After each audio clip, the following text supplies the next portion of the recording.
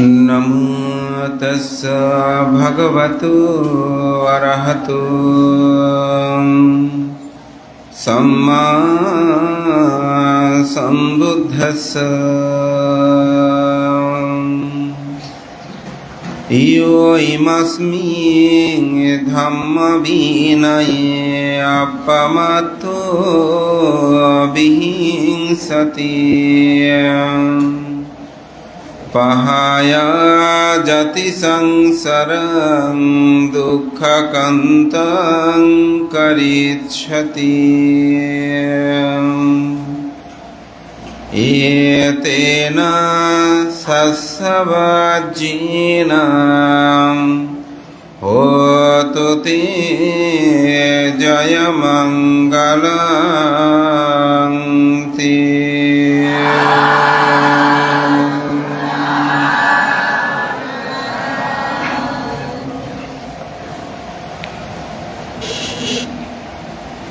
বৌদ্ধদের অন্যতম পবিত্রময় শুভ শ্রাবণী পূর্ণিমা উপলক্ষে ত্রৈমাসিক বর্ষব্রতের এই পূর্ণিমা তিথি উপস্থিত মাননীয় ভিক্ষু সংঘ, ধর্মপ্রাণ প্রিয় উপাসক উপাসিকাবৃন্দ, আপনাদের সকলের প্রতি মৈত্রী চিত্তে শুভ প্রবারণা, শুভ শ্রাবণী পূর্ণিমার মৈত্রীময় শুভেচ্ছা ও আশীর্বাদ জ্ঞাপন করছি।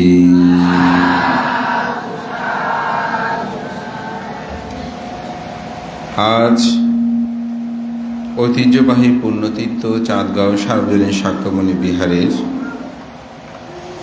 বিশিষ্ট সদ্যপ্রাণ উপাসক, এই বিহারের প্রধান দায়ক, প্রয়াত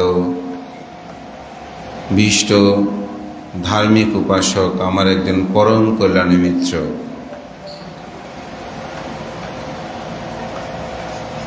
প্রয়াত সুনীল বড়ুয়ার পরিবার কর্তৃক আজকের এই শ্রাবণী পূর্ণিমাকে উপলক্ষ করে বৈকালিক অষ্টপরিষ্কার সহ বৈশ্বর্য সঙ্গদান, কল্পতরু দান এবং একক সধর্মদেশনারী আয়োজনে আমি এই পরিবারের প্রতি আমার ব্যক্তিগত পক্ষ থেকে, সংঘের পক্ষ থেকে এবং বিহারের পক্ষ থেকে মৈত্রীময় আশীর্বাদ এবং তাদের নিরোগ দীর্ঘ জীবন কামনায় পুণ্যদান করছি।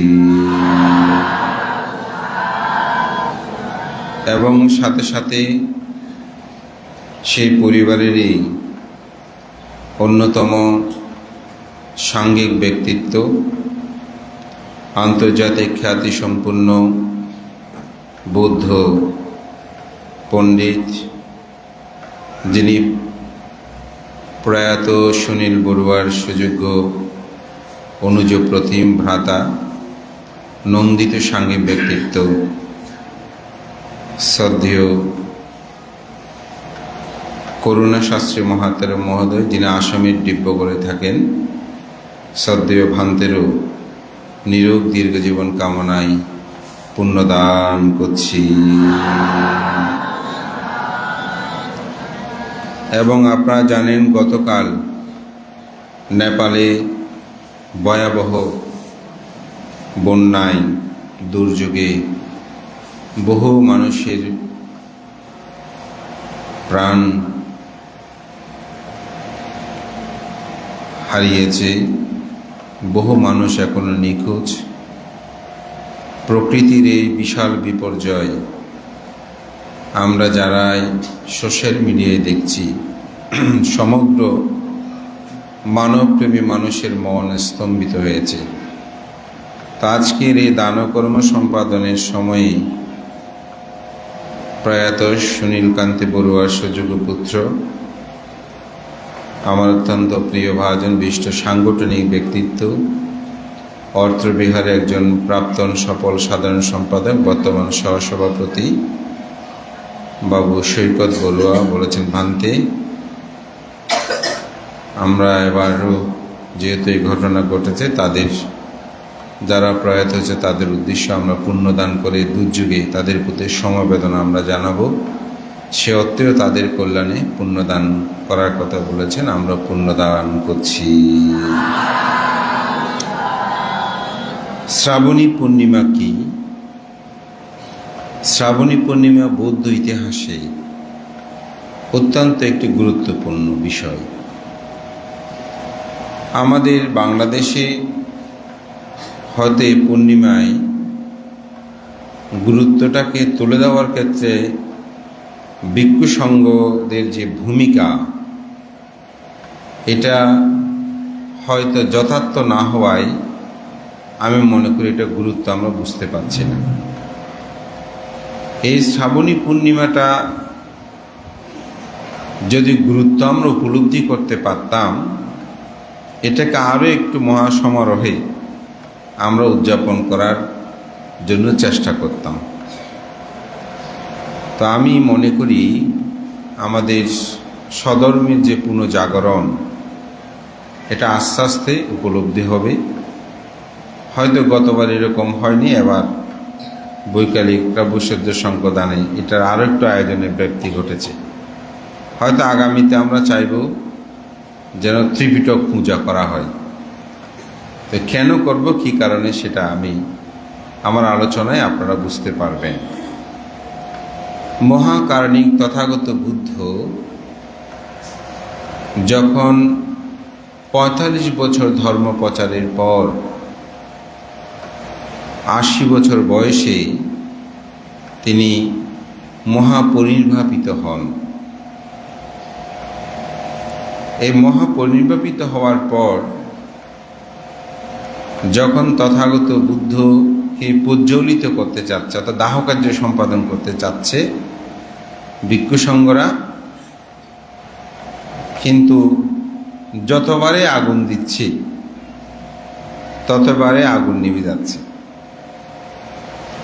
তখন ভিক্ষু সংঘদের মধ্যে এ বিষয় নিয়ে আলোচনা হলো, আমরা বুদ্ধের যথাযথ মর্যাদায় মল্লদের শালবৃক্ষ বনে বুদ্ধকে আমরা দাহকার্য সম্পাদন করার জন্য সমস্ত ব্যবস্থাপনা করলাম, কিন্তু এরপরও যখনই আগুন দিচ্ছে তখনই আগুন প্রজ্বলিত হচ্ছে না কেন?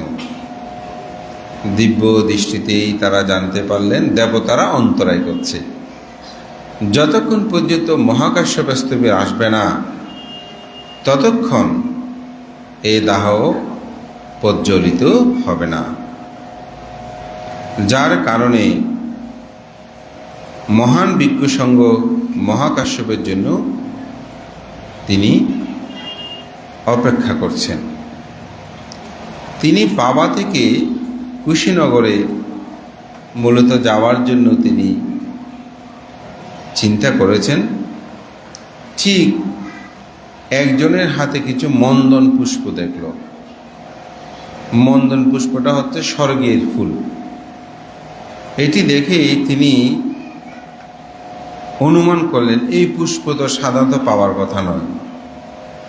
তখন তার কাছে জিজ্ঞাসা করলেন, সে বলল, হ্যাঁ, আমি অমুক জায়গায় থেকে এসেছি, সেখানেই আমি এগুলো পেয়েছি, এবং শ্রমণ গৌতম তিনি আর পৃথিবীতে নেই। তখন তিনি তার সকল ভিক্ষু সঙ্গ নিয়ে পাবা থেকে তিনি যাত্রা শুরু করলেন।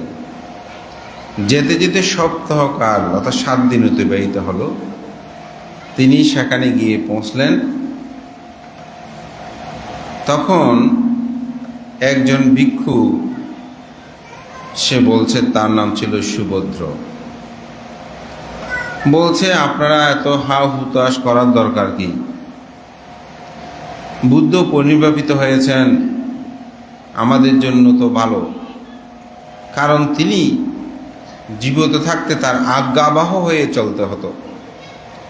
তিনি যেটা বলতেন সেটা আমাদেরকে মেনে চলতে হতো। তার এটা করবে, এটা করবে না, এটা করা উচিত, এটা করা উচিত নয়,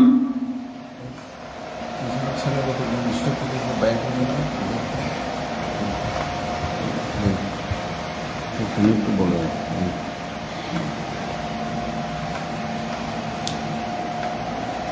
তো বলছে যে এটা তো আমাদের জন্য খুব ভালো হয়েছে, আমাদেরকে আর কারো কথা শুনতে হবে না, আমাদের মতো করে আমরা চলতে পারবো। তখনই মহাকাশ্যপস্তবীর চিন্তা করলেন, এই মুহূর্তে যদি আমি তাকে ভৎসনা করি তাহলে অন্যান্যগণ, বুদ্ধ নিন্দুকগণ, তারা বলবেন শ্রমণ গৌতমের পরিনির্বাপিত হবার পর তার দেহ এখনো বিদ্যমান, কিন্তু তার শিষ্যরা, এই দেহ বিদ্যমান থাকতে তার শিষ্যরা এখন বাড়াবাড়ি করছে, ধর্ম বিনয় নিয়ে তারা তর্ক বিতর্ক করছে। তখন তিনি নিচ্ছুপ রইলেন। তথাগত বুদ্ধের যথাযথ দাহকার্য সুসম্পন্ন হল। তারপর তিনি মগধরাজ সেই বিম্বিসারের রাজগৃহে, তখন তারই অধিপতি অজাতশত্রু, তাকে তিনি বুদ্ধের ধর্মবিনয় সমূহ একত্রিত করে, এটি তথাগত বুদ্ধ কি বলেছেন, তার কি ধর্মদর্শন, এগুলো যেন সঙ্গের মধ্যে একত্রিতবদ্ধ করা যায়, সেই বিষয়ে ব্যবস্থা করার জন্য তিনি আহ্বান করলেন। রাজা অজাতশত্রু তিনি মহাকাশ্যপস্তবীরকে যথাযথভাবে সহযোগিতা পৃষ্ঠপোষকতা করার কথা ব্যক্ত করলে তিনি মহান ভিক্ষু সঙ্গ নিয়ে কুশীনগর থেকে তিনি রাজগৃহে প্রবেশ করেন। মূলত এই জ্ঞানশূন্য সুভদ্রের কথাটাই মহাকাশ্যপস্তবীরকে খুব বেশি প্রভাবিত করে। তিনি চিন্তা করলেন, যদি শাসনকে রক্ষা করতে হয় তাহলে অবশ্যই বুদ্ধের সমগ্র ধর্ম বিনয়কে একত্রিত করতে হবে। তো সংজ্ঞায়ন মানে কি? আসলে সংজ্ঞায়ন মানে হচ্ছে সঙ্গের সম্মেলন। সংজ্ঞায়ন হচ্ছে সঙ্গের সম্মেলন। এই সঙ্গের সম্মেলন মূলত আহ্বান করার জন্য তিনি, যেটাকে সঙ্গীতি অধিবেশন বলা হয়, অজাতশত্রুকে এই বিষয়ে ব্যক্ত করলেন। রাজগীরটা কিন্তু অত্যন্ত সমৃদ্ধময়শালী। রাজকুমার সিদ্ধার্থ যখন গৃহত্যাগ করেন, গৃহত্যাগ করার পর বুদ্ধত্ব লাভের পূর্বে রাজা বিম্বিসার তিনি রাজত্ব দেওয়ার জন্য পুত্র সন্তানের আয়োজনে এক কঠিন যজ্ঞ তিনি করেছিলেন। যখন রাজকুমার সিদ্ধার্থকে দেখলেন তখন তিনি খুব প্রীত হলেন তার লক্ষণ ও যুক্ততা দেখে। বোধ হয় এত সুন্দর সুপুরুষেই তো আমার রাজত্বের উত্তরাধিকারী যোগ্য। তখন তিনি প্রার্থনা করেছিলেন যে আপনি আমার রাজত্ব গ্রহণ করেন।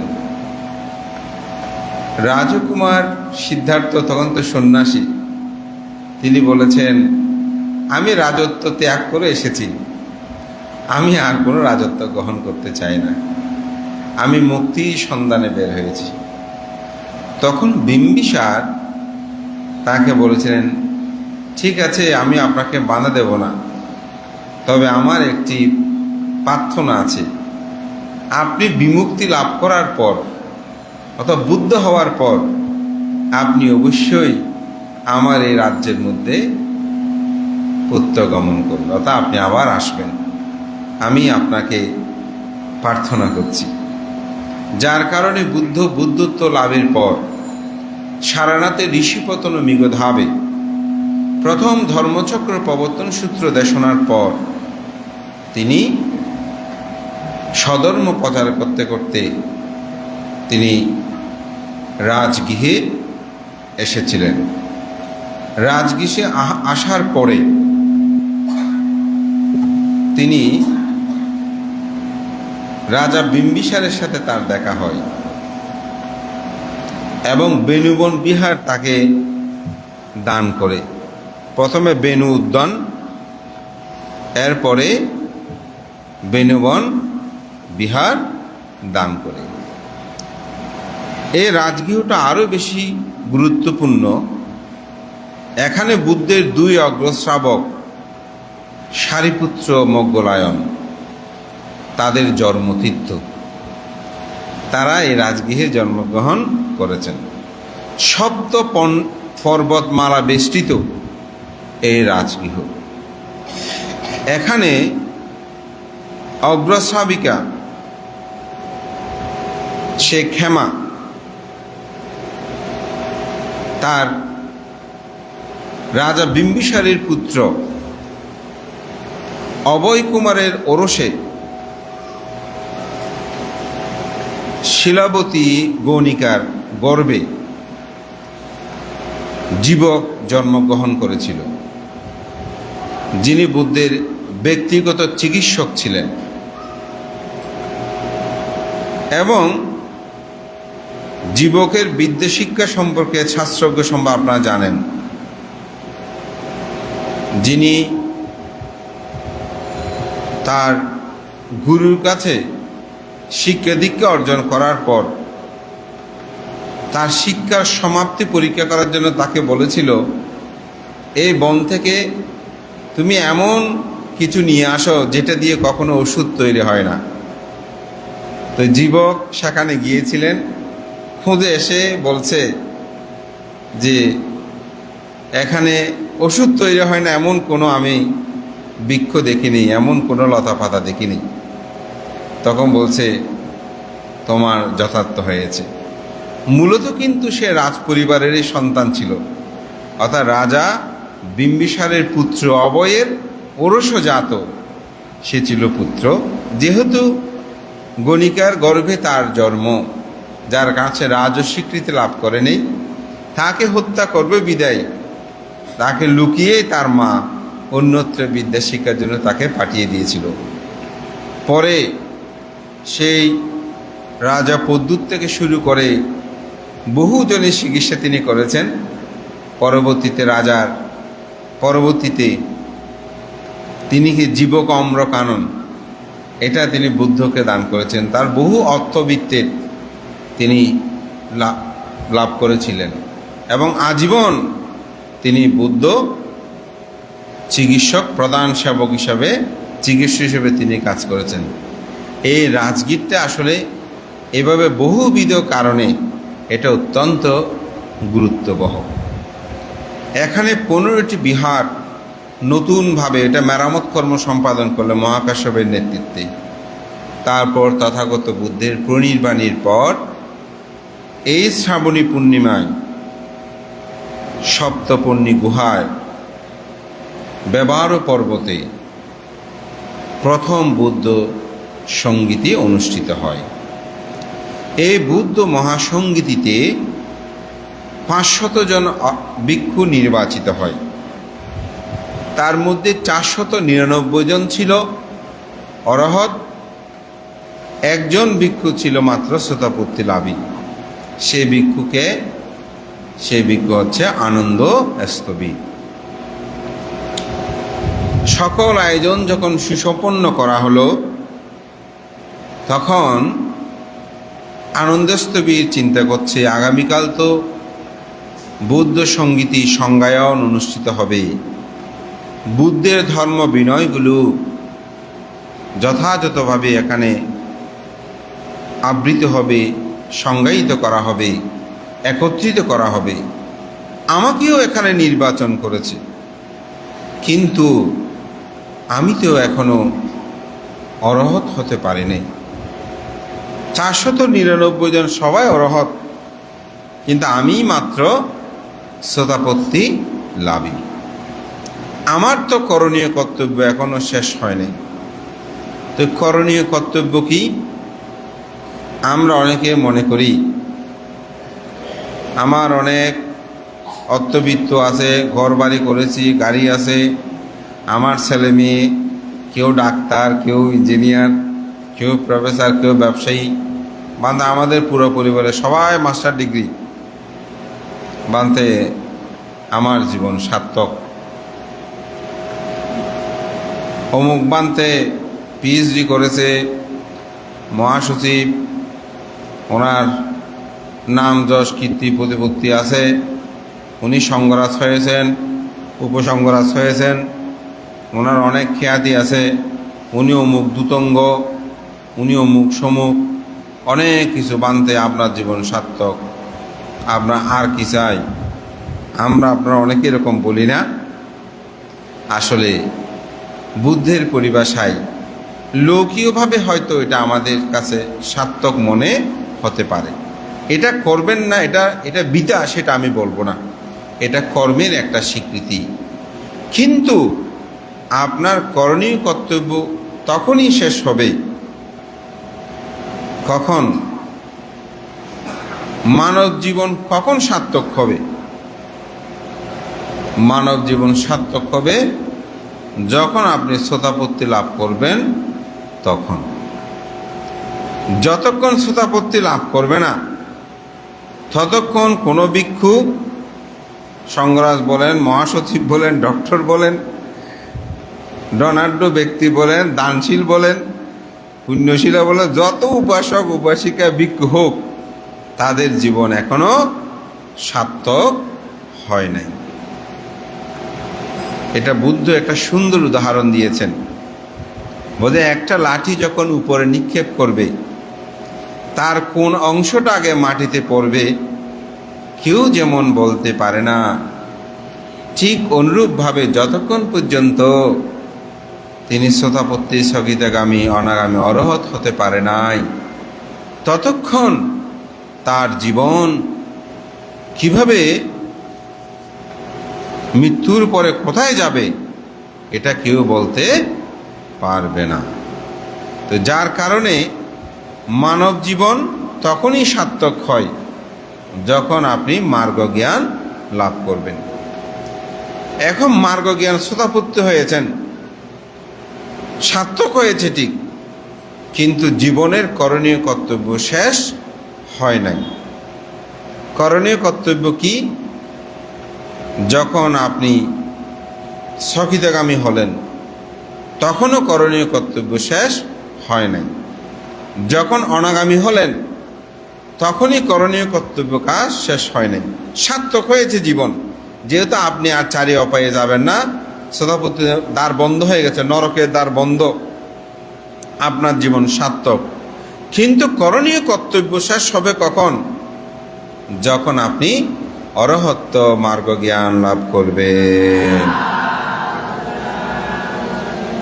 এই অরহত্ব মার্গ জ্ঞান লাভ করলেই জীবনের করণীয় কর্তব্য শেষ।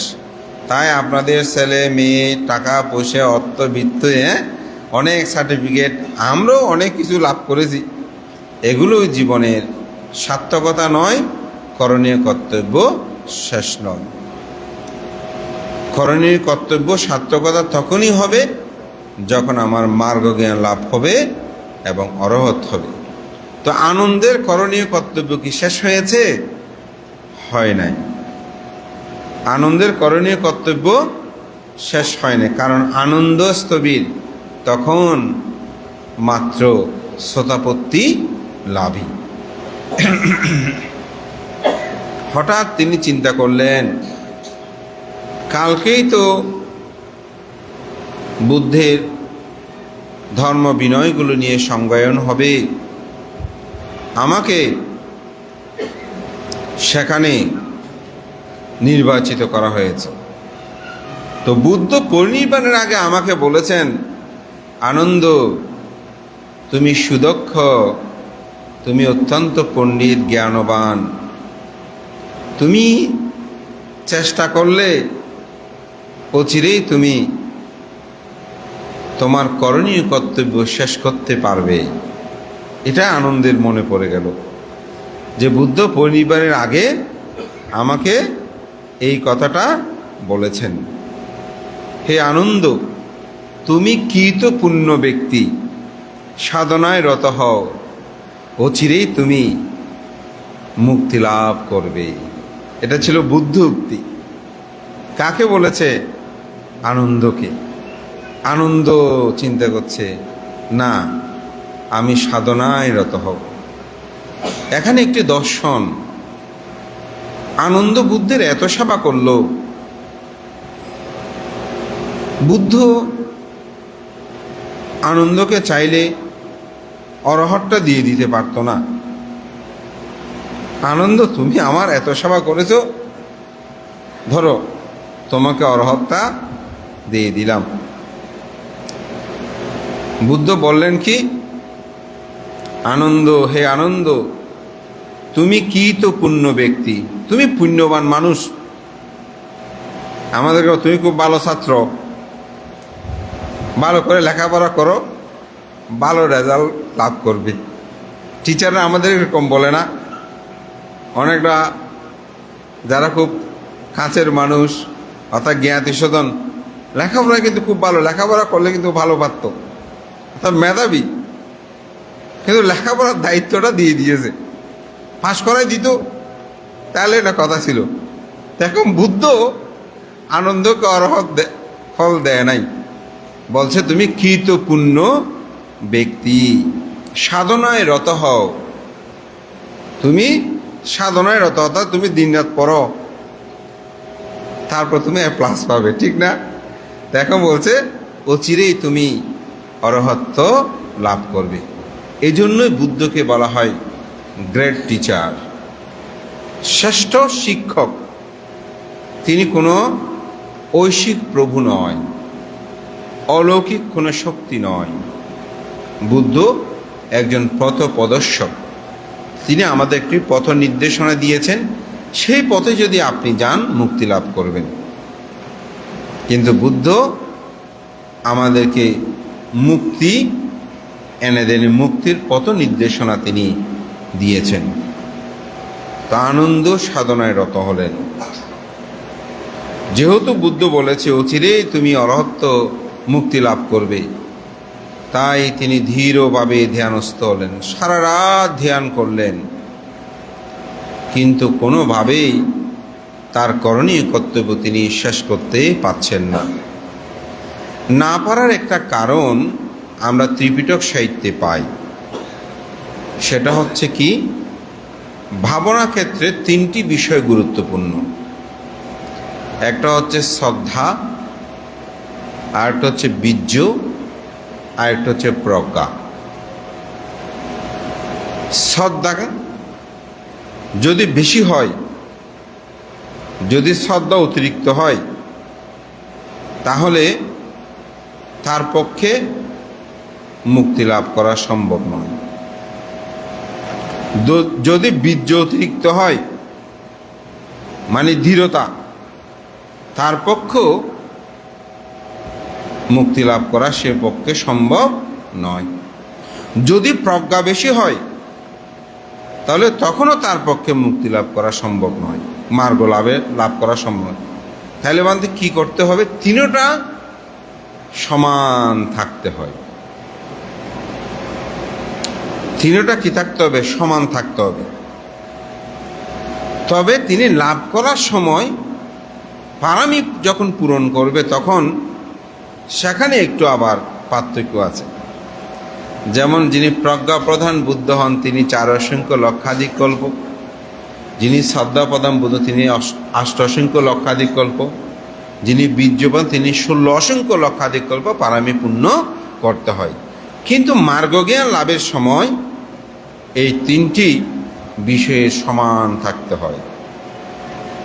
এটি যদি একটু লৌকিকভাবে বলি, যেমন আমাদের মধ্যে কিছু মানুষ আছে ভিক্ষু দেখলেই শ্রদ্ধা করে, বিচার আচার নাই, কোনো বিচার আচার নাই। শিবর গায়ে দিয়েছে, মনে করে যে উনি বানতে শেষ। তারপর মাঝে মধ্যে বিপদেও পড়ে, মাঝে মধ্যে বিপদেও পড়ে। আমি এত বিশ্লেষণে যাব না। শিব এটা মানে অতিরিক্ত শ্রদ্ধা। আপনাকে বিচার করতে হবে, বিচার না করলে সব একদর হয়ে গেলে সেটা হবে না। গল্পটা তো জানেন, ঘিয়ের দর আর লবণের দর সমান হলে সে রাজ্যে মানুষ কোনোদিন সুখে থাকতে পারবে না।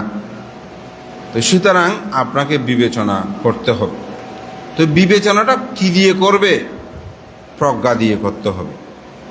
সেই জন্য প্রজ্ঞার প্রয়োজন আছে। শ্রদ্ধা করবো ঠিক, কিন্তু সেখানে প্রজ্ঞার প্রয়োজন আছে। আবার কিছু মানুষের অতিরিক্ত প্রজ্ঞা, যেখানে সেখানে সবসময় যুক্তি তর্ক খোঁজে, মানে যুক্তি খোঁজে। এটা বললে বলে যে না আমার দেহে এটা এভাবে দরকার কি। যেমন একটা পানি বোতল, পানি তো গুছিয়ে দিতে হয় না, ধরেন একটা জুসের বোতল আপনি গুছিয়ে দিচ্ছেন। অনেকে যারা একটু প্রজ্ঞা বেশি, ওরা বলতে পারেন এটা গুছিয়ে দেওয়ার দরকার কি, আপনার উদ্দেশ্যে দিয়েছে হয়েছে তো, ঠিক না? আমার উদ্দেশ্যে দিয়েছে ঠিক আছে, কিন্তু বিনয় বলছে এটা 2 হাত দিয়ে আপনি একটু গুছিয়ে মানে বুঝিয়ে দেন। কেন? কারণ ভিক্ষুদের 4টি শিলের মধ্যে একটা শিল আছে, যে 4টি গুরুত্বপূর্ণ শিলের মধ্যে একটা শিল সূত্রনাল পর্যন্ত যদি কোনো ভিক্ষু চুরি করে, তাহলে তার সে ভিক্ষুর পরাজয় হয়। যার কারণে ভিক্ষুরা কোনো কিছু চুরি করতে পারে না।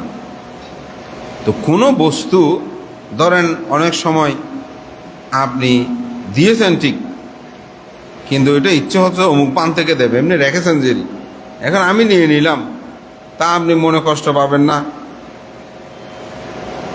বলো যে আমি তো দিয়ে এনেছিলাম পান থেকে, এখন টেবিলে রেখেছি, এখন এটা বানতে নিয়ে নিছি,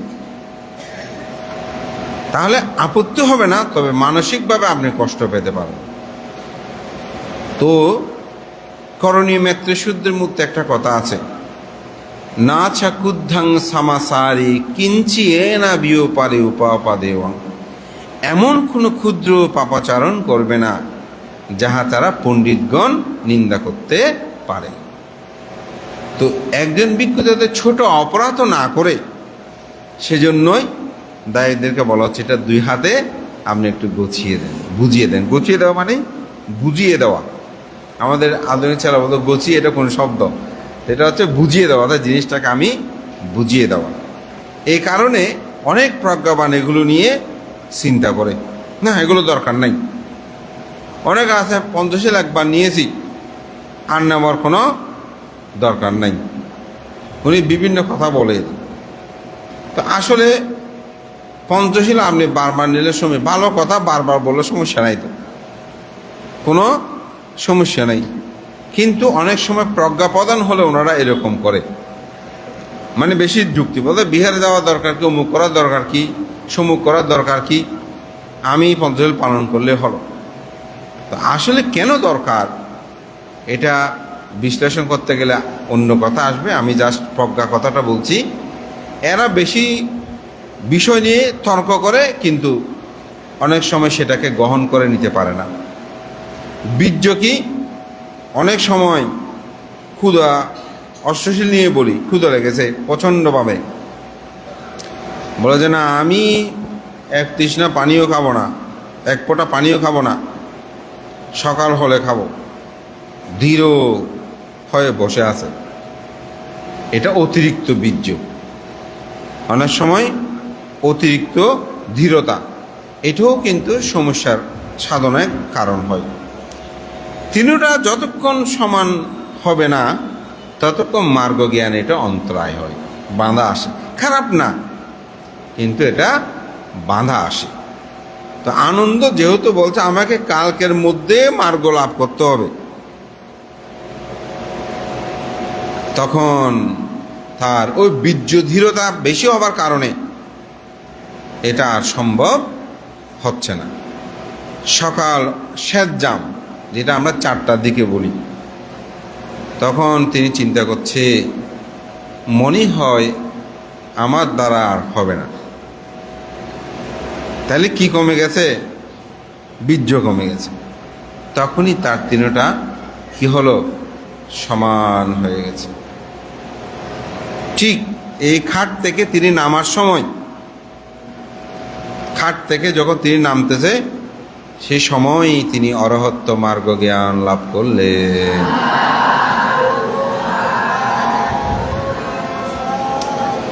আপনারা অষ্টশীল একটা প্রশ্ন করেন, উচ্চাশায় না মহাশায় না? উচ্চশয়ন মানে মধ্যম পুরুষের মুষ্টিবদ্ধ হাতের 4 আঙ্গুলের উপরে বলা হয়। কারণ বেশি উঁচু হলে ভাবনা করে আপনি খাট থেকে নামতে পারবেন না। এই জন্য এটা উচ্চশয়নটা অষ্টশীলের নিষেধ থাকে। কারণ অষ্টশীলদারি তো ভাবনায় থাকে, তাই না? তো এই কারণে মূলত আর্য উপশীল যারা পালন করে তারা স্মৃতিতে থাকে। এই কারণে এটা উচ্চশয়নটা কিন্তু নিষেধ আছে। মহাশয়ন মানে এটা আরামদায়ক, এটা ব্যাখ্যা আমি অষ্টশীলের সময় আপনাদেরকে বলেছি। তো আনন্দস্থবীর এই শ্রাবণী পূর্ণিমা তিথিতেই তিনি ভোরবেলা তিনি অরহত্ব লাভ করেন। সব আয়োজন সুসম্পূর্ণ হলো। সেখানে 500 ভিক্ষুর জন্য আসন সজ্জিত করা হয়েছে। দক্ষিণ ও পূর্বমুখে সকল ভিক্ষু সঙ্গ বসেছে। বসার পরে একটি আসন মাত্র সেখানে খালি আছে। আনন্দ দেখতে পেলেন যে ভিক্ষুরা প্রাতরাশ গ্রহণ শেষ করে সেই সংজ্ঞায়নের মধ্যে সবাই সমবেত হয়ে গেছেন, তার আসনটা মাত্র খালি আছে। তো ওখানে গণনা করবেন। আপনার সীমা গড় করেছে যে কেউ কেউ দেখেছেন এখানে? তো ওখানে আপনারা দেখেছেন বান্তেরা যে রোল কলের মতো করে, 25 জন ভিক্ষু থাকলে অমুক বানতে, প্রেজেন্ট বানতে আমরা উপস্থিত বানতে বলি। খেয়াল করেছেন কখনো? এটা হচ্ছে বিনয়, মানে কোন কোন ভান্তে আছেন ওখানে এগুলো গণনা করা হয়। অনেক সময় আমরা 1, 2, 3 এভাবে বলি, মানে বুদ্ধের এটা বিনয়, মানে কে কে আছেন এখানে। তো সঙ্গে এরকম গণনা শুরু হবে। আনন্দের আসন তো খালি। জিজ্ঞাসা করবেন, কে? মহাকাশ্যপস্তবীর। মহাকাশ্যপস্তবীর কে? তার জীবনী নিয়ে একদিন আমি দেশনা করব। আজকে শুধু সংক্ষিপ্তভাবে বলি। মহাকাশ্যপস্তবীর এই সুভদ্র ভিক্ষুর অসৌজন্যমূলক কথায় তিনি সে মুহূর্তে চিন্তা করেছিলেন, আমি মহাকারণিক তথাগত বুদ্ধের অতীব স্নেহধন্য। আমি যখন আমার বিভব সম্পদ পরিত্যাগ করে আমি উপসম্পদা অর্থাৎ ভিক্ষু হওয়ার জন্য আসছিলাম, বুদ্ধ আমাকে প্রব্রজ্য প্রদান করার জন্য 2 গাভূত পরিমাণ জায়গা তিনি গিয়ে সামনে গিয়ে আমাকে তিনি প্রব্রজ্য প্রদান করেছিলেন। ত্রিপিটক সাহিত্যে 1 গাভূত বলতে প্রায় 1.25 মাইল, এভাবে হিসাব করে প্রায় 4 মাইলের কাছাকাছি পথ বুদ্ধ গেছেন যে শুধু মহাকাশ্যপস্তবীরকে কি করার জন্য? প্রব্রজ্য উপসম্পদা দেওয়ার জন্য। তিনি বলেছেন, তথাগত বুদ্ধ আমার সাথে তিনি তার চিবর বিনিময় করেছেন, যেটি জগতে বুদ্ধ কারোর সাথে করে নাই। তার 2 অগ্রশ্রাবকদ্বয় ছিল সারিপুত্র মহস্তবীর, তাদের পক্ষেও এটা সম্ভব হয় নাই। তার সিদ্ধার্থ জীবনের ওরসজাত পুত্র রাহুল ছিল, তাকেও বুদ্ধ কোনোদিন এরকম চিবর দেয় নাই। যিনি প্রধান সেবক সে আনন্দকেও দেয় নাই। আনন্দ তো সত্য দিয়েছিল, আমাকে কোনো চিবর দিতে পারবেন না। আনন্দের জীবন নিয়ে আলোচনা করেছে, সেখানে আপনারা শুনেছেন। বুদ্ধই আমাকে একমাত্র দিয়েছেন। এবং মহান ভিক্ষু সঙ্গের সম্মুখে আকাশতুল্য আমার প্রশংসা করে আমাকে দূতঙ্গ শ্রেষ্ঠ বলে তিনি উপাধিতে ভূষিত করেছেন। সুতরাং বুদ্ধের শাসনকে অবশ্যই রক্ষার দায়িত্ব আমার রয়েছে, যার কারণে সারিপুত্র স্থবির এই প্রথম সঙ্গীতির মধ্যে মহাকাশ্যপ স্থবির তিনি সংজ্ঞায়নে সভাপতিত্ব করেছিলেন। এবং আনন্দ কোথায় এটা জিজ্ঞাসা করবেন, ঠিক সেই মুহূর্তে আনন্দ ঋদ্ধি প্রভাবে মাটিভেদ করে তিনি তার স্বআসনে গিয়ে উপবেশন করেছিলেন। আনন্দ এটা শুধু এই জন্মের আসলে তার পুণ্য পারামি নয়। আনন্দ অতীত বুদ্ধের একজন শিষ্যকে তিনি এভাবে দেখেছিলেন। এটা দেখে তিনি খুব আনন্দিত হয়েছিলেন যে এরকমভাবে ঋদ্ধি প্রভাবে মাতৃভেদ করে তিনি আসনে গিয়ে বসেছেন। এটা দেখে তিনি অভিভূত হয়েছেন। তখন তিনি প্রার্থনা করেছেন ভবিষ্যতে আমিও যেন এরকম হতে পারি, যার কারণে আনন্দের পক্ষে এটা সম্ভব হয়েছে। মহান ভিক্ষু সংঘ সমাবেত হল বুদ্ধের পরিবারে 3 মাস পর এই সপ্তপূর্ণি গুহায় আজকের এই শ্রাবণী পূর্ণিমা তিথিতে প্রথম বৌদ্ধ সঙ্গীতি অনুষ্ঠিত হয়। ভিক্ষু সংঘ সমাবেত হল। এই 500 জন ভিক্ষু ছিল কিন্তু সর্বজ্ঞ অরহত, অর্থাৎ তাদের কোনো আসক নাই, তৃষ্ণা নাই, সব তারা কি করেছেন, ক্ষয় করেছেন। সেখানে ভিক্ষু সংঘদের মধ্যে আলোচনা হলো বুদ্ধের যে ধর্ম বিনয়গুলো বুদ্ধ ভাষণ করেছেন, এখানে আমরা প্রথমে কোনটি আগে একত্রিত করব। তখন ভিক্ষু সংঘরা বলল, বুদ্ধ তো বলেছেন বিনয় নাম শাসনাস আয়ু, বিনয় হচ্ছে শাসনের আয়ু। সুতরাং আমরা প্রথমে বুদ্ধের বিনয়কে সংজ্ঞায়ন করি, অর্থাৎ একত্রিত করি। তখন তো আর লিখিত হয়নি, মূলত বুদ্ধের এই কথাগুলো কে কোথায় কিভাবে শুনেছেন এগুলোই মূলত এক জায়গায় করা ছিল এই সংজ্ঞায়নের মূল লক্ষ্য। তখন ভিক্ষু সংঘদের মধ্যে কথা আসলো, যেহেতু বুদ্ধ বিনয়কে প্রথমে প্রাধান্য দিয়েছেন, সুতরাং বিনয় আগে সংজ্ঞায়ন করা হোক। তো বিনয়ধরকে বুদ্ধ কর্তৃক উপাধিপ্রাপ্ত বিনয়ধর হচ্ছে উপালি। উপালি কে ছিল? উপালি ছিল মূলত নাপিত পুত্র। সেখানে 5 জন রাজপুত্র এসেছিল। সে রাজপুত্র 5 জনের মধ্যে উপালি ছিল, কিন্তু রাজপরিবার বলা যায়, সে নাপিত পুত্র কিন্তু রাজপরিবার এসে নাপিত ছিল। তাকেই বলা হয়েছে যে আগে তাকে প্রভুজ্য প্রদান করা হোক।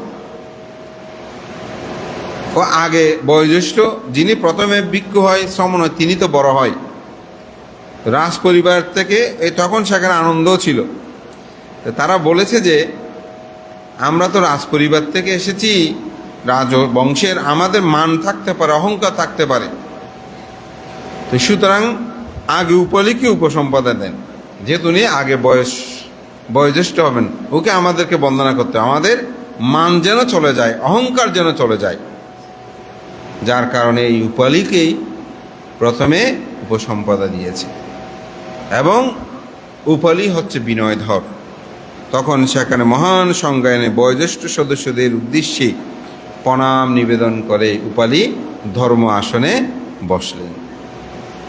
তখন প্রশ্ন করলেন উপালি, তথাগত বুদ্ধ প্রথম পরাজিকা সম্পর্কে কোথায় বলেছেন, কে বলেছেন, কাকে উপলক্ষ করে বলেছেন? তখনই বলল যে সুদিন্যকে উপলক্ষ করে তথাগত বুদ্ধ প্রথম পরাজিকা সম্পর্কে আইন প্রজ্ঞাপন করেন, বিনয় প্রজ্ঞাপন করেন। এইভাবে একের পর এক বলতে বলতে বলতে বলতে সমগ্র বিনয় সেখানে সংজ্ঞায়িত হয়, যাহা সংশোধিত তা সংশোধন করা হয়, যাহা গঠিত পঠিত তা সেভাবে পঠিত করা হয়ে প্রথমে বুদ্ধের বিনয় সেখানে সংজ্ঞায়িত হয়। বিনয়ের সমস্ত নিয়ম কানুন যখনই শেষ হয় তখন ধর্ম সংজ্ঞায়নের জন্য কথা উত্থাপিত হয়। তা আপনারা একটু প্রশ্ন করতে পারেন, বান্তে সূত্র শব্দটা আসছে না কেন? সেটা একটু পরে বলবো। ধর্ম এবং বিনয়, তখন বিনয় প্রথমে প্রজ্ঞা অর্থাৎ সংজ্ঞায়ন হলো। তো ধর্মকে বলতে পারবে ধর্ম সম্পর্কে, তখন বলছে ধাম্মা ভাণ্ডাগারিক হচ্ছে আনন্দ। সুতরাং আনন্দকে ধর্ম বিষয়ে প্রশ্ন করা হবে যথার্থ। তা আনন্দ ধর্ম আসনে বসে তিনি যথাযথভাবে বয়োজ্যেষ্ঠ বুদ্ধের শ্রদ্ধা নিবেদন করলেন।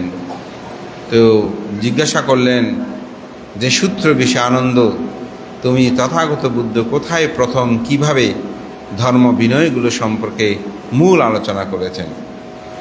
তখন তিনি বললেন যে তথাগত বুদ্ধ প্রথম সে ব্রহ্মজাল সূত্র তিনি দেশনা করেছিলেন অমুক জায়গায় অমুক স্থান অনুগ্রহ। এখানে হয়তো প্রথম বলতে আপনি ধর্মচক্র প্রবর্তন সূত্র, এখানে বুদ্ধ ধর্ম দর্শনের কিছু মূল বিষয় আছে। কীরকম ভান্তে মূল বিষয়? যেমন একজন ভিক্ষুর বিনয়ে চারটে হচ্ছে তার পারাজিকা, এটাকে বিনয়ে প্রথমে আনা হয়েছে, কারণ এগুলো হচ্ছে মূল। এগুলো ঠিক না থাকলে ভিক্ষুর বাকি শিলগুলো ঠিক থাকে না। ঠিক ব্রহ্মজাল সূত্রটা এত গুরুত্বপূর্ণ, কেউ যদি মিথ্যা দৃষ্টি সম্পূর্ণ হয় তার কাছে ধর্মচক্র প্রবর্তন সূত্র, অনাত্মা লক্ষণ সূত্র এগুলো সব বৃথা হয়ে যাবে। কারণ ব্রহ্মজাল সূত্রে মূল মিথ্যা দৃষ্টিগুলো আছে। জাল মানে নেট, যেটা নিয়ে আবদ্ধ। তো আপনি যেখানে আবদ্ধ থাকবেন,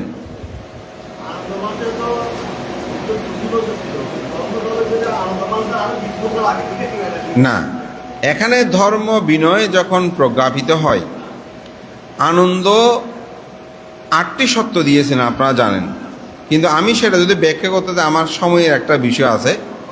তার মধ্যে আনন্দ একটা সত্য দিয়েছিল 8টা সত্যের মধ্যে, তথাগত বুদ্ধ আমার অনুপস্থিতিও যদি আপনি কোথায়ও ধর্ম দেশনা করেন সেগুলো এসে আমাকে বলতে হবে। আরও একটা বিষয় আছে, এখানে আনন্দকে প্রদান করা হয়েছে, কিন্তু আর 499 জন ভিক্ষু, ওনারাও তো অরহত, ওনাদেরকেও কেন সেখানে আহ্বান করা হয়েছে? আনন্দ যদি কোনো ক্রমে ভুল বলে অন্য অরহত ভিক্ষুরাও যেন বলতে না এটার যথার্থ নয়। যার কারণে ওখানে সব বিষয় যে গ্রহণ করে নিয়েছে তা না, ওখানে কোনো বিষয় যখন ভুল হলে ওইটা কিন্তু থামিয়ে দিয়েছে, না এটা যথার্থ নয়। যেমন আমি আজকে একটা দেশনা করেছি, এখন আগামীকাল আপনারা এখানে সবাই বসছেন, এখান থেকে হয়তো 20 জন মানুষ নিয়েছেন যে লোকজিৎ ভান্তে কী কী দেশনা করেছে।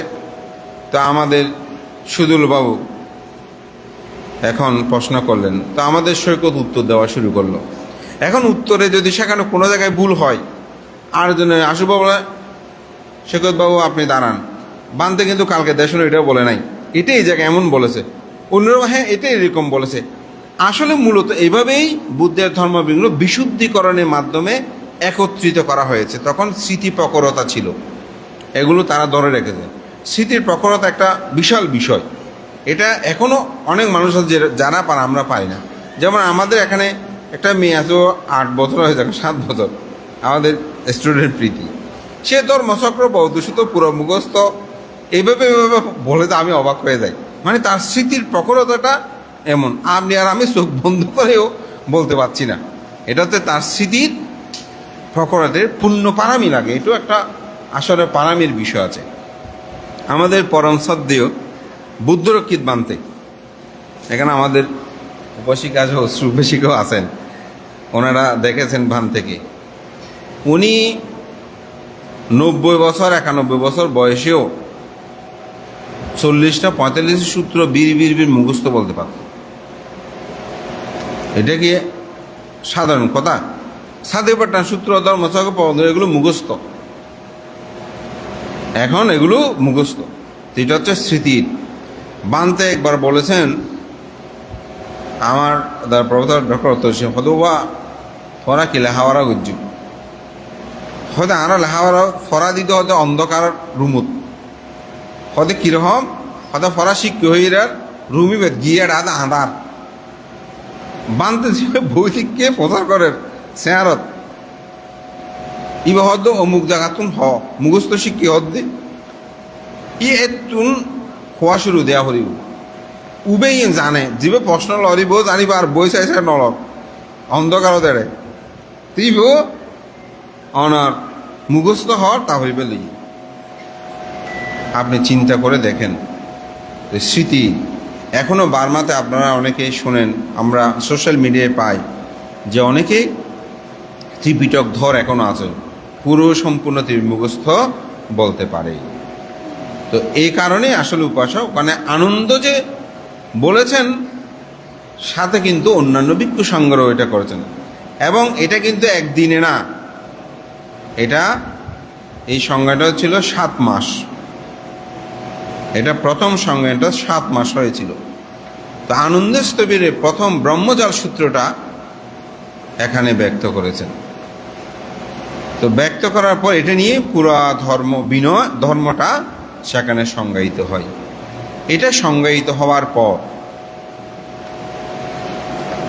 তথাগত বুদ্ধের এই ধর্ম বিনয়ের শেষান্ত একটা বিষয় আছে, সেটা হচ্ছে কি, বুদ্ধ পরিনির্বাণে যাওয়ার পূর্বে আনন্দকে বলেছিল যে আনন্দ তথাগত বুদ্ধের ক্ষুদ্র অনুক্ষুদ্র শীলগুলো ভিক্ষু সঙ্গ চাইলে পরিবর্তন করতে পারবে। তখন আনন্দকে প্রশ্ন করছে, আনন্দ ক্ষুদ্র অনুক্ষুদ্র শীলগুলো কি কি একটু বলেন।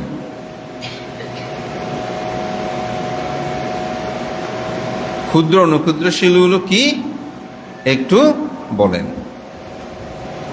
তো আনন্দ বলছে, আমি তো তথাগত বুদ্ধের কাছে ক্ষুদ্র অনুক্ষুদ্র শীলগুলো কি আমি সেটা জানতে চাইনি। আনন্দ এই কথায় ভিক্ষু সঙ্গদের মধ্যে একটি সমস্যা সৃষ্টি হয় যে আসলে বুদ্ধের ক্ষুদ্র অনুক্ষুদ্র শীলগুলো কি। তখন সেখানে যিনি সভাপতি, সেই সভাপতি মহাকাশ্যপস্ত বললেন, বুদ্ধ ক্ষুদ্রানুক্ষুদ্র শীল বলতে যেই শীলগুলো সাধারণ মানুষই অনেক সময় প্রতিপালন করে না, কিন্তু ভিক্ষু সঙ্গরা করে অতি ক্ষুদ্র, সেগুলোকে ক্ষুদ্র অনুক্ষুদ্র শীল বলা যায়। যেমন আপনারা ভিক্ষুদের গেরুয়া বসন এটা পরিধান করতে হয়, এটা পরিধান করার সময় একটা মন্ত্র বলতে হয়, কিন্তু আপনারা যখন কোনো চিবর পরিধান করেন অথবা বস্ত্র পরিধান করেন তখন আপনাদেরকে কোনো মন্ত্র বলতে হয় না। তো এটা যে মন্ত্র বলতে হয় না, এই আমাদেরকে বলতে, এগুলো হচ্ছে ক্ষুদ্র অনুক্ষুদ্র শীল হিসাবে ব্যাখ্যা করবেন। কিন্তু আনন্দকে তো আর ছাড়ে না। তখন বলছে আনন্দ, তথাগত বুদ্ধ তিনি পরিনির্বাপিত হওয়ার সময় যে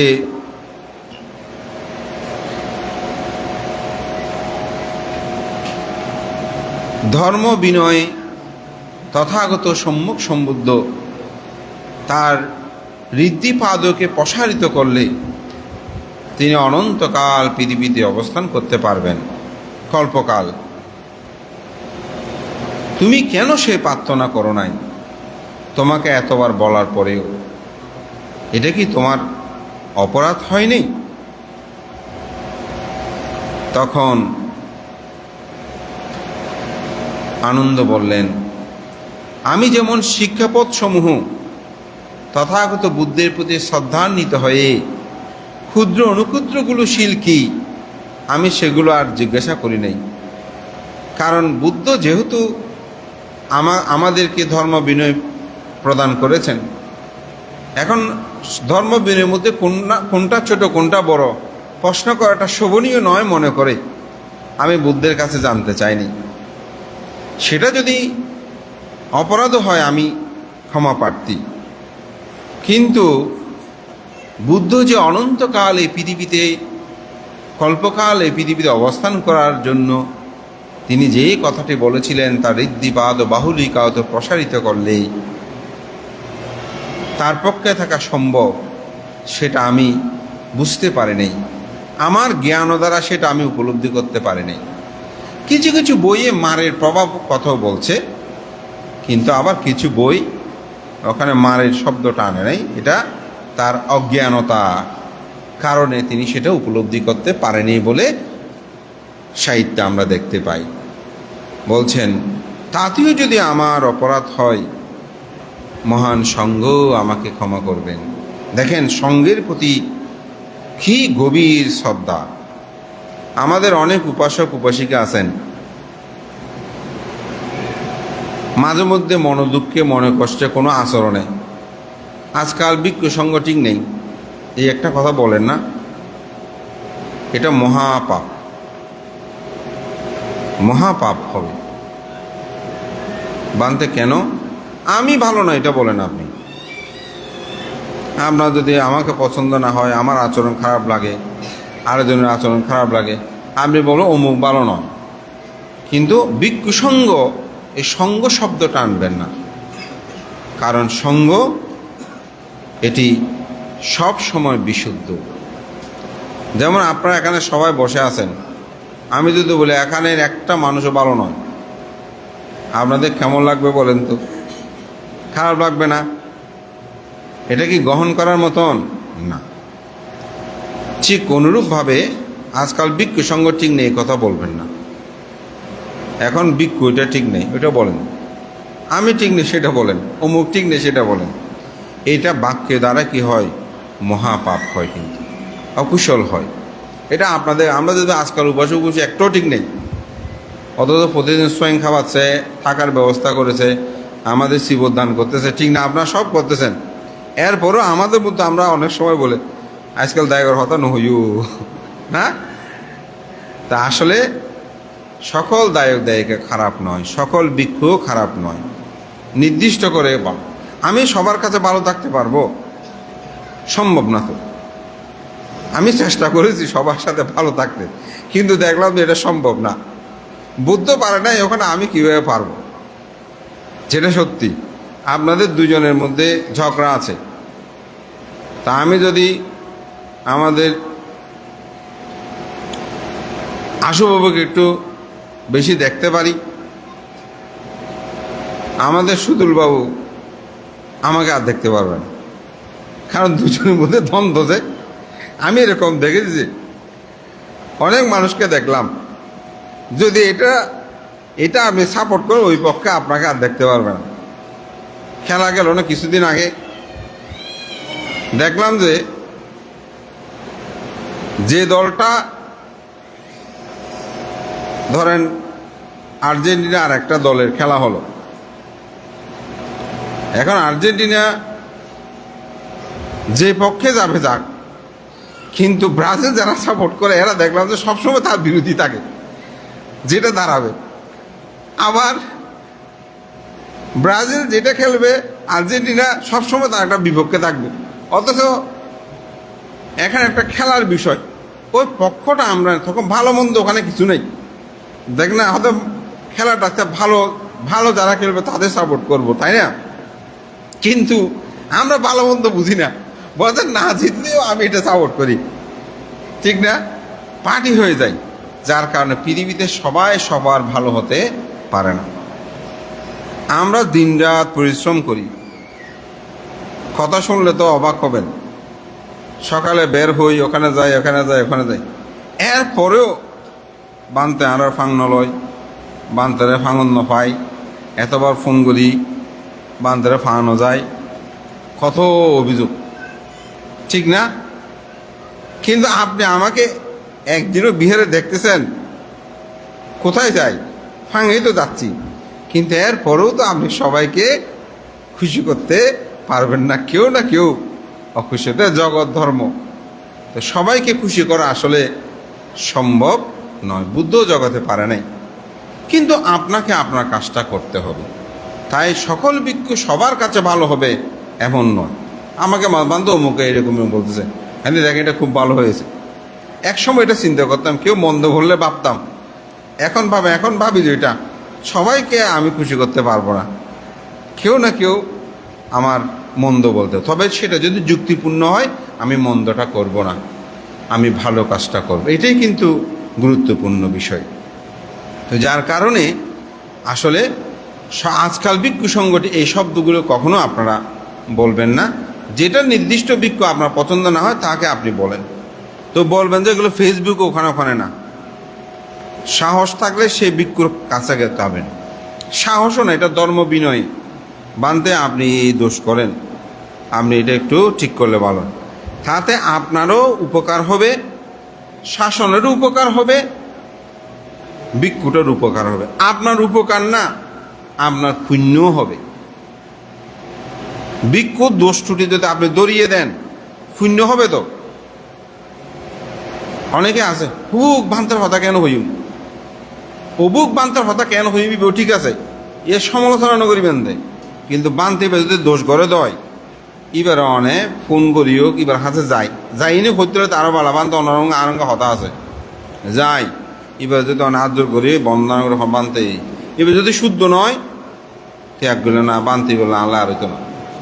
কিন্তু এবার সহ্য করানোর, জরা করানোর, এবার অঙ্গে খারাপ আচরণ করানোর কোনো ধরনের কি প্রয়োজন নাই। আমরা জানি না, আমরা শুধু হুক বান্তার কেন হতা হইব, হুক মানে বানতে বা খাবলে হওয়ানো করিব। একটা ভিক্ষু সেই মানুষের ঘরে ঘরে ঘরে যায়, গিয়ে তুগু অষ্টপরিষ্কার লাভ এং হই ইতে অষ্টপরিষ্কার চলে যায়, এওকে আমরা খুঁজি অনেক পাই না। আবার ফেলেও এখানে কিছু বিষয় আছে, সেটা হচ্ছে তার নামে অভিযোগকারী হতে হবে। অনেকে আমাদেরকে বলে, যদি বলে যে আপনি একটা লিখিত অভিযোগ দেন অথবা এসে আপনি একটু সাক্ষী দেন, এটা কেউ দিতে চায় না। এখন ভিক্ষুটাকে আমরা কিছু করতেও পারতেছি না, সে এখন বিবিধ বাড়িতে যায়, আমার অমুক লাগবে সমুক লাগবে, আমি অমুক জায়গায় বিহার করতেছি এরকম বলে, আপনি আমাকে 10,000 টাকা দেন, 20,000 টাকা দেন, হবে নিয়ে যাচ্ছে। কিন্তু আমাদের দায় নিচ্ছু মাঝে মধ্যে আমাদেরকে দেখলে বলে বান্ত অমুক এরকম চেহারা, ও কথাবার্তার ঢঙ্গে বুঝে গেছি সেই, কিন্তু এখন তাকে আমরা কোনো ক্রমে এক জায়গায় পাই না।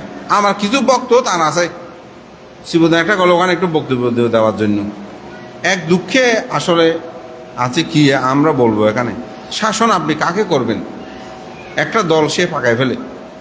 তো যাই হোক, আমি যেটা বলছি যে নির্দিষ্ট তার সম্পর্কে আপনি নির্দিষ্টভাবে বলবেন, কিন্তু অন্যভাবে আপনারা বলবেন না। আজকাল এরকম এই কথাটা বলবেন না। তো দেখেন আনন্দ স্থবির সে সঙ্গের প্রতি কিরূপভাবে শ্রদ্ধা দেখিয়েছেন, তখন কি অরহত বলছে আমার এটা অজ্ঞাত হয়েছে, এরপরেও যদি আমার দোষ হয় সঙ্গ আমাকে কি করবেন, ক্ষমা করবেন। আমি অপরাধ স্বীকার করছি, আমি প্রতিকার করতে আমি রাজি আছি, অত আমি শাস্তি মেনে নিতে রাজি আছি। কেমন কথা! আনন্দ তোমার তৃতীয় অপরাধ।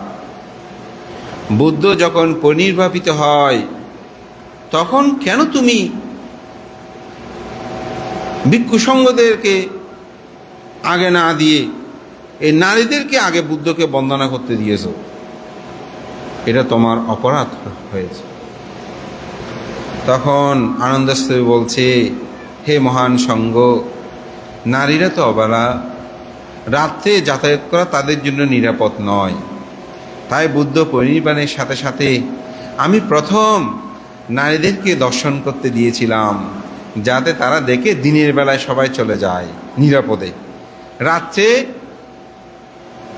দায়করা অর্থাৎ উপাসকরা ওনাদের জন্য নিরাপদ, ওনারা রাত্রে গেলে কোনো অসুবিধা হবে না, কিন্তু নারীদের অসুবিধা সেজন্য আমি দিয়েছি। তাতেও যদি আমার কোনো অপরাধ হয় তাহলে সঙ্গ আমাকে ক্ষমা করবেন, আমি প্রতিকার করতে রাজি আছি।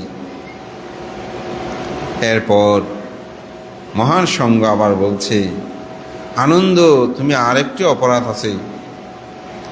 তুমি বুদ্ধের চিবর একবার সেলাই করার সময় পায়ে মুড়িয়ে ধরে তুমি সেলাই করেছিলে। বুদ্ধের চিবর তুমি পায়ে মুড়িয়ে অথবা পা দিয়ে চেপে ধরে অনেক সেলাই করে না, এটা কিভাবে তুমি করলে?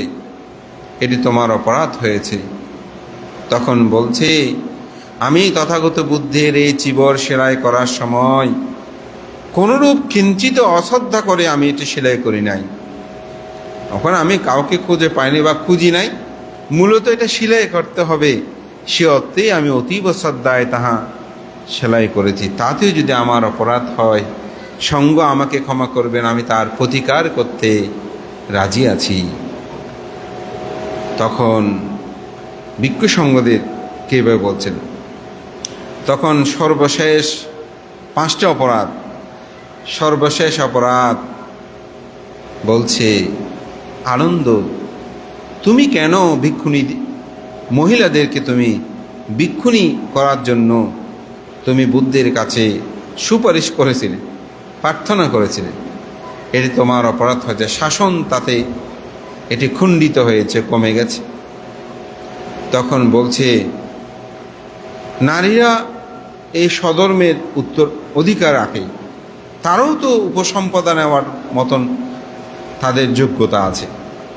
অতীত বুদ্ধগণের ক্ষেত্রেও সেটা দেখা গিয়েছে, যার কারণে আমি মহাপ্রজাপতি গৌতমী, যিনি বুদ্ধকে লালন পালন করেছেন সিদ্ধার্থ জীবনে, তার প্রতি কৃতজ্ঞতা প্রকাশের জন্য সেটা ভেবেই আমি বুদ্ধকে বারংবার এটা আহ্বান করেছি, প্রার্থনা করেছি।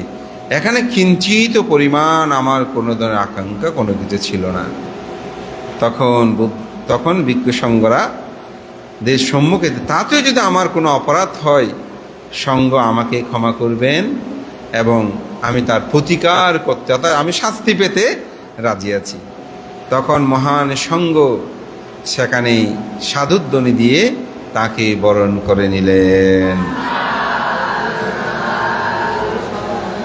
অর্থাৎ এগুলো সঙ্গ জানত, কিন্তু এর পরেও কেন প্রশ্ন করা হয়েছে? কারণ অনাগতে এই বিষয় নিয়ে অনেক প্রশ্ন আসতে পারে, এটার যাতে প্রকৃত সমাধান হয় সেই জন্য সংজ্ঞায়নে এই প্রশ্নগুলো করা হয়।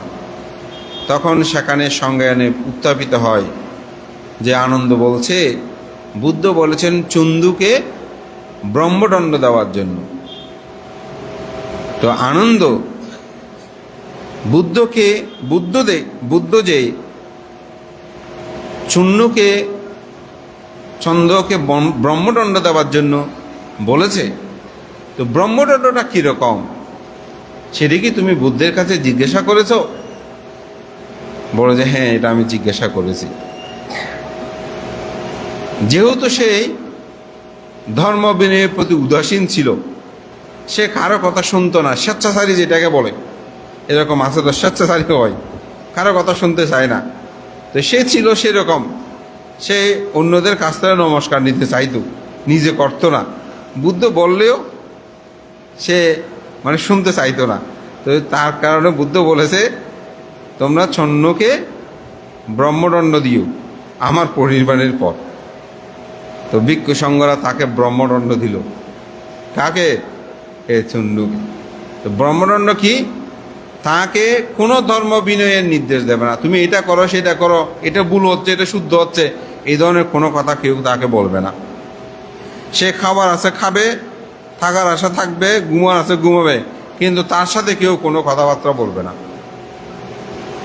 শাস্তি হচ্ছে সেটা, মারধরের কোনো শাস্তি নয়।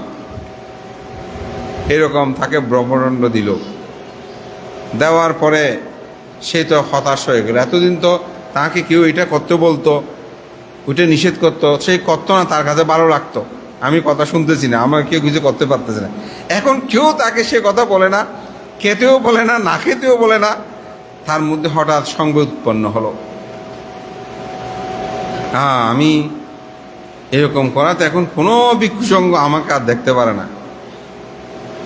আমি ধর্ম বিনয় গভীরভাবে প্রতিপালন করব। দেখেন মনটা কি পরিবর্তন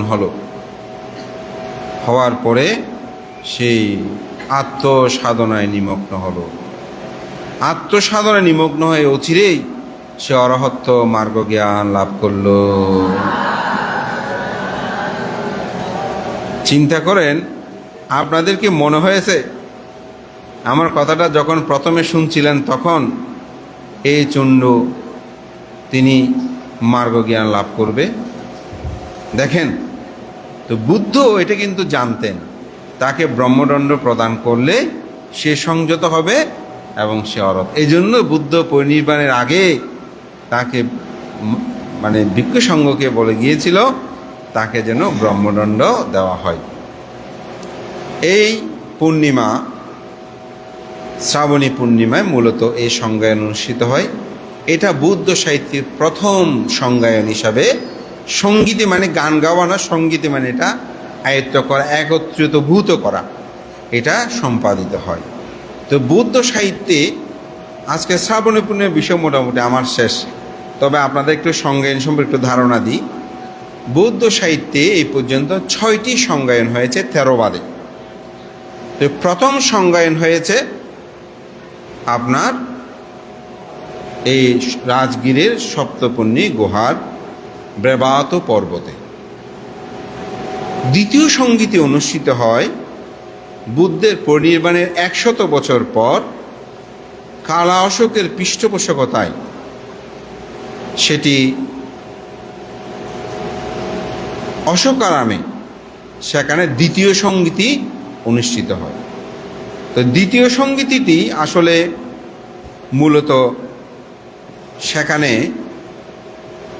700 অরহৎ ভিক্ষু সংঘ ছিল। প্রথমটা ছিল 500 এবং দ্বিতীয় ছিল 700 অরহৎ ভিক্ষু সংঘ, এবং সেটা 8 মাস পর্যন্ত এই সংজ্ঞায়ন অনুষ্ঠিত হয়। এবং কালা অশোকের পৃষ্ঠপোষকতায় যশস্থবিরের উদ্যোগে এই সঙ্গীতিটি অনুষ্ঠিত হয়। সেখানেও বুদ্ধের সমগ্র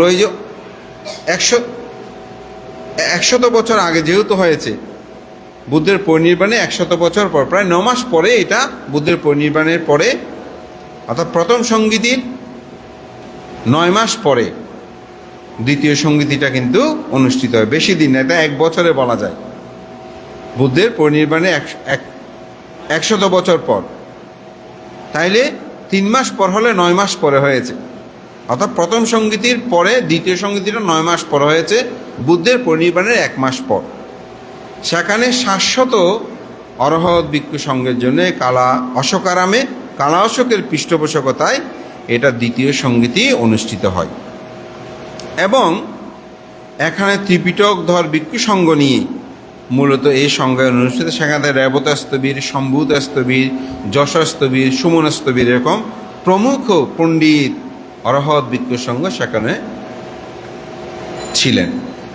বুদ্ধের পরিনির্বাণের 218 বছর পর এরকম আরেকটি সঙ্গীতি অনুষ্ঠিত হয়েছে, তৃতীয় সঙ্গীতি। এটা সম্রাট অশোকের পৃষ্ঠপোষকতায় আপনার এই সঙ্গীতিটা অনুষ্ঠিত হয় পাটালিপুত্র নগরে। এবং সেখানে 1000 ভিক্ষু সংঘ, অরহৎ ভিক্ষু সংঘ উপস্থিত ছিলেন। এবং এটা 9 মাস পর্যন্ত স্থায়ী ছিল। এটা 9 মাস এই সংজ্ঞায়ন হয়। এখানে আমরা যে ত্রিপিটক বলি, ধর্মটাকে সেখানে তখন 2টি ভাগে ভাগ করে, একটা হচ্ছে সূত্র আর একটা হচ্ছে অভিধর্ম। দ্বিতীয় সঙ্গীতি পর্যন্ত কিন্তু বুদ্ধের বাণীগুলো ছিল ধর্ম এবং বিনয়, 2 ভাগে বিভক্ত, ধর্ম এবং বিনয়।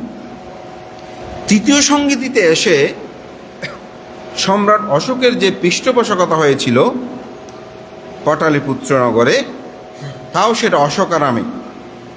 আর প্রথম সঙ্গীটি বৈশালীর বালুকারামে, আমার একটু ব্যাখ্যাগত হয়েছে। দ্বিতীয় সঙ্গীতে অশোকের বালুকারামে, আর তৃতীয় সঙ্গীতে হয়তো অশোকারামে। তো অশোকারামে যে সঙ্গীত অনুষ্ঠান, সেখানে 1000 ভিক্ষু সংঘ ছিল এবং 9 মাস পর্যন্ত এটা স্থায়ী ছিল। বুদ্ধের যে ধর্ম বিনয় আমরা বলছি, এই বিনয়টাকে দুটি ভাগে ভাগ করে, ধর্মটাকে দুটি ভাগে ভাগ করতে গিয়ে একটা সূত্র আর একটা হচ্ছে অভিধর্ম। তখন থেকে ত্রিপিটক লিপিবদ্ধ করা, অর্থাৎ ত্রিপিটক হিসেবে সংজ্ঞায়িত করা হয়।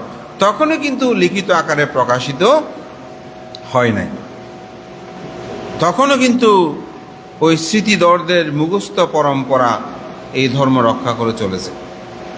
এবং এই তৃতীয় সংগীতি পর্যন্ত কিন্তু সব অরহৎ, এখানে অরহৎ ছাড়া অন্য কেউ সংজ্ঞানে যোগদান করতে পারেনি। বিশুদ্ধ কিভাবে? অরহৎ তো কোনো লোভ দেশ মোহ বুদ্ধ ধর্মকে বিকৃতি করতে পারে না, যার কারণে সেই সংগীতি হয় তৃতীয় সংগীতি।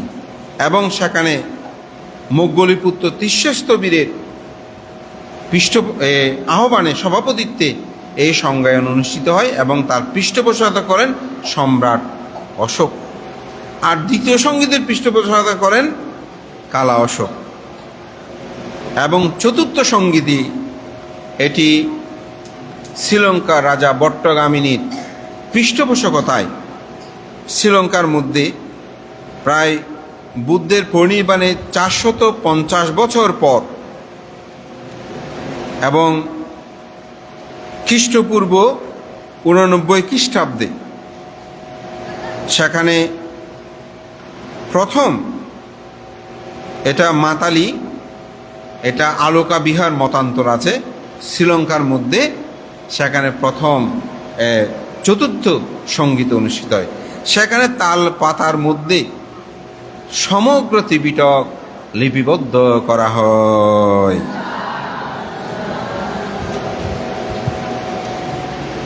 এবং সেখানেও আপনার 500 অরহৎ ভিক্ষু সেখানে সমাবেত হয়েছে বলে আমরা ত্রিপিটক সাহিত্যে পাই। তা আমার সৌভাগ্য হয়েছে সেই আলোকা বিহার যেটা বলছে সেখানে যেতে। ওখানে একটা ভ্রান্তের সাথে আমাদের দেখা হয়েছে। তিনি তালপত্রে কীভাবে ত্রিপিটকগুলো লিখেছেন ওটা তিনি নিজে লিখে দিয়েছেন, তাল পাতা নিয়ে দিই। আমার নামটা ওখানে লিখে দিল উনি। আমরা আরও কয়েকজন ছিলাম, তো ওখানে উনি ওটা লিখে, মানে কীভাবে লিখতো তাল পাতার মধ্যে। তো তখনই কিন্তু মূলত সমগ্র ত্রিপিটক লিপিবদ্ধ করা হয়। এটা হচ্ছে চতুর্থ সংগীতি। পঞ্চম সংগীতি অনুষ্ঠিত হয় রাজা মান্ডেলিতে রাজা মিন্ডন মিন এর পৃষ্ঠপোষকতায়। সেটি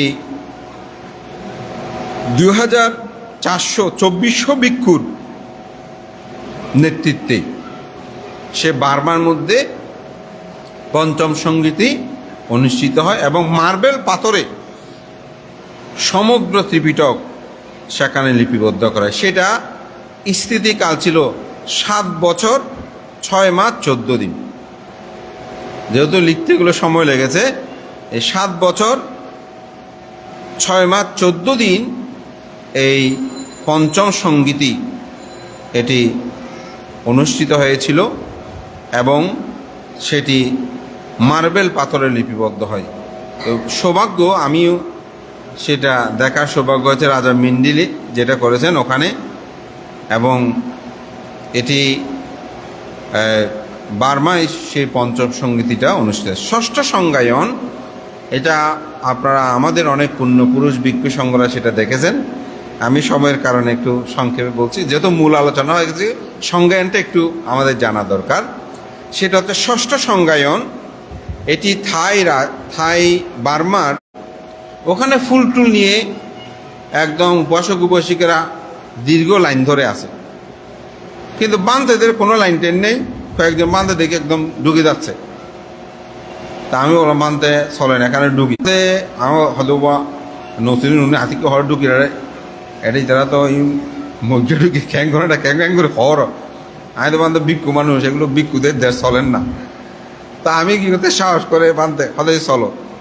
আমরা যখন গেছি দেখি আমাদেরকে খুব পুলিশ টুলিশ যেগুলো আছে সবাই খুব শ্রদ্ধা করতে, আরও একটু সাহস বেরোতে চলেন। ভিতরে গিয়ে দেখলাম মনে হলো কোনো একটা বিশাল সম্মাননার জায়গা হবে। এখন ওখানে কারো কাছে জিজ্ঞাসা করতে পারতেছি, সেদিন মাত্র রেঙ্গুনি গিয়ে পৌঁছলাম। তা আমরা বন্দনাদি করে, খুব শ্রদ্ধা করে বন্দনাদি করলাম, আসন টাসন এগুলো দেখলাম, দেখে আমরা বের হয়ে অন্যান্য জায়গা দেখে চলে আসছি। তো সময়ের স্বল্পতা হোক, যে কোনো কারণে আমাদের যে টিম ছিল, আমরা কিন্তু বার্মা সরকারের আহ্বানে গিয়েছিলাম সরকারিভাবে। এখন ওখানে আর আমাদেরকে নিয়ে যায়নি, ওখান থেকে সন্ধ্যায় আমাদেরকে আরেক জায়গায় নিয়ে যাচ্ছে। তো নিয়ে যাওয়ার সময় আমাদের যিনি গাইডার, সে বলতেছে ওই ওই মানে আমরা যে জায়গায় ঢুকেছি পর্বতের ওদিকে চতুর্দিকে গাড়িটা একটু চক্কর দিচ্ছে উনি। তো বলতেছে যে এটাই হচ্ছে সেই ষষ্ঠ সংজ্ঞায়নের গাবাইয়া। অবস্থা তো অন্যরকম হয়ে গেল। আমি খুব শ্রদ্ধা করে বন্দনা করলাম। অন্যরা রিকোয়েস্ট করতেছে যে আমরা এখানে একটু থামতে চাই, একটু গাইডার বলতেছে না, আমাদের টাইম শিডিউল একটা বিষয় আছে, আপনার নাম দেয়, আমরা আপনাদের একটু ঘুরে দেখাচ্ছি, এটাই এরকম। তখন আমার সাথে যে ভান্তারা ছিল, দেখছেন হাতি ভান্তে, আমরা খুব সৌভাগ্যবান। দেখেন একটু আরাম না করাতে আমরা এই পবিত্র জায়গায় ঢুকতে পেরেছি, যেখানে ষষ্ঠ সংজ্ঞায়ন হয়েছিল, সেই গাবেয়া জায়গায়। এই স্মৃতিটা আমার খুব মনে পড়ে। পরবর্তীতে আমি গেলেও কিন্তু এটা আমার কাছে খুব স্মরণীয়, যে আসলে অলসতা করলে কোনো কিছু হয় না। আমরা একটু নিদ্রা যাইনি বলেই এই পবিত্র জায়গায় যাওয়ার সৌভাগ্য হয়েছে। কথিত আছে ষষ্ঠ সংজ্ঞায়নেও অনেক অরহৎ ভিক্ষু ছিলেন, যদিও পরবর্তীতে এগুলো অরহৎ বলে আর বলা হয় নাই, কিন্তু এই ষষ্ঠ সংজ্ঞায়ন শেখানো হয়েছিল। এবং এই ষষ্ঠ সংজ্ঞায়ন বৌদ্ধ ধর্ম দর্শনে অত্যন্ত গুরুত্বপূর্ণ। কেন? বর্তমান আমরা যে ত্রিপিটক শাস্ত্রগুলো অধ্যয়ন করছি, এগুলো মূলত ষষ্ঠ সংজ্ঞায়নের যেগুলো স্বীকৃত হয়েছে, সেগুলোই এখানে মূলত ত্রিপিটক আকারে প্রকাশিত হয়েছে। এবং এটা হওয়ার একটা কারণ ছিল। সেই কারণটা হচ্ছে, লিখিত আকারে হলেও কিছু কিছু জায়গায় কিছু ব্যতিক্রম দেখা গিয়েছিল, যার কারণে প্রত্যেকটা সংজ্ঞায়ন হওয়ার পিছনে কিন্তু কারণ ছিল। যখনই কোনো বিশৃঙ্খলা হয়েছে, যখনই মতপার্থক্য হয়েছে, তখনই সংঘ এক জায়গায় সমাবেত হয়ে সেই বিষয়গুলো যথার্থ কিনা, কেমন এটা হয় কিনা, এটা নিয়ে আলোচনা হয়। আমাদের মধ্যে এখনও হয়, যেমন আমাদের বার্ষিক যে সাধারণ সভাগুলো হয়, তখন কিন্তু মাঝে মধ্যে কিছু কিছু বিষয় নিয়ে এখনও আলোচনা হয়। এবং কিছু আলোচনা সিদ্ধান্ত হয়, কিছু আলোচনা সিদ্ধান্ত হয় না। তবে এটা সংজ্ঞায়ন নয়, কিন্তু মূলত থেরবাদ অনুসারে এই 6টি সংজ্ঞায়ন হয়েছিল। এবং তথাগত বুদ্ধের পরিনির্বাণের 2500তম পরিনির্বাণ দিবস অর্থাৎ বুদ্ধ জয়ন্তী উপলক্ষে 1956 সালে মার্চ মাসে থেকে এটা মে মাস পর্যন্ত যে উৎসব হয়েছিল, সেটার সব পরিসমাপ্তি ঘটে। এবং ষষ্ঠ সংজ্ঞায়নের সমাপ্ত হতে প্রায় 2 বছর সময় লাগে।